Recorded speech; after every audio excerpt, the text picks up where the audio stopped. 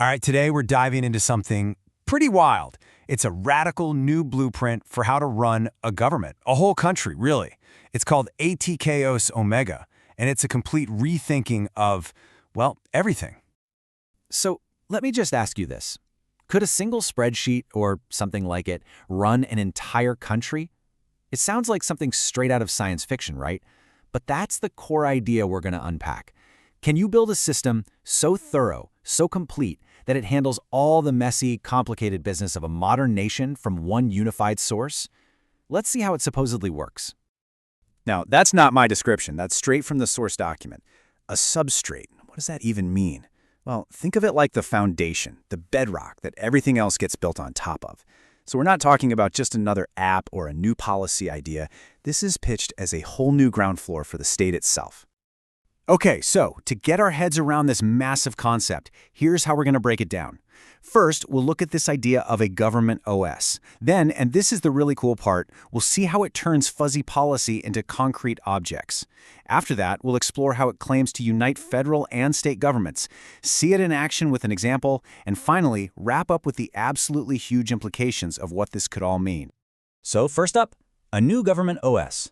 The source material calls ATKOS-Ω a civilizational operating system. I mean, wow, that is a bold claim. So what does it actually mean? And here's the absolute key, the most important thing to understand. This is not about taking all the existing government paperwork and just scanning it into a computer.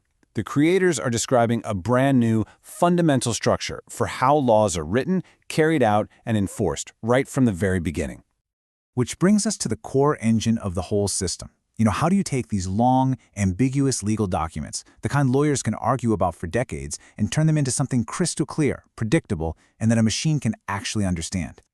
This slide really shows the jump. On the left, you've got the old way, narrative policy.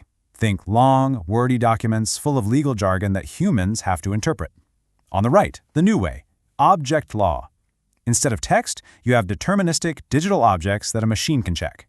But that last line? That's the real game changer. In the old system, rules can be broken. In this new system, the source claims unlawful actions are literally unreachable. So what in the world is object law? Honestly, the best way to think about it is like digital Legos. Every single thing the government does, issuing you a driver's license, approving a building grant, a court making a decision, becomes its own unique digital block. And each of these blocks has its own rules permanently fused to it, defining exactly how it can and can't connect to all the other blocks. And we're not just talking about abstract concepts here. The source maps these directly to real-world government functions. A license, a grant, a budget, each one becomes a self-contained digital object with its own instruction manual built right in. I just love this quote because it gets right to the heart of the claim.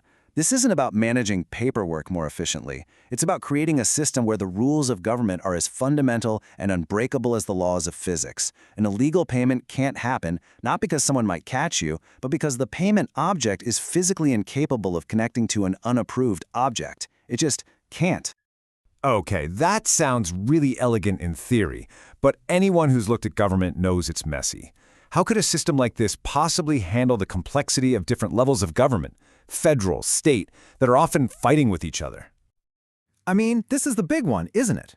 How on earth do you get places like New South Wales and Victoria, with all their own unique laws and authorities, to use the exact same system as the federal government without just causing total chaos or stepping on their toes?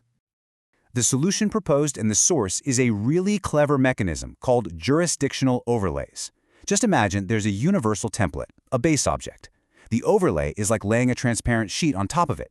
The state can write its specific details on that sheet, like who's in charge, without ever changing the original template underneath.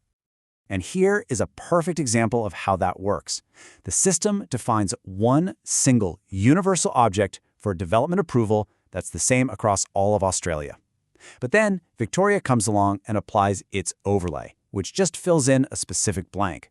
For us, the appeals authority is the Victorian Civil and Administrative Tribunal, or VCAT. So the fundamental meaning of what a development approval is doesn't change from state to state. The core object is identical.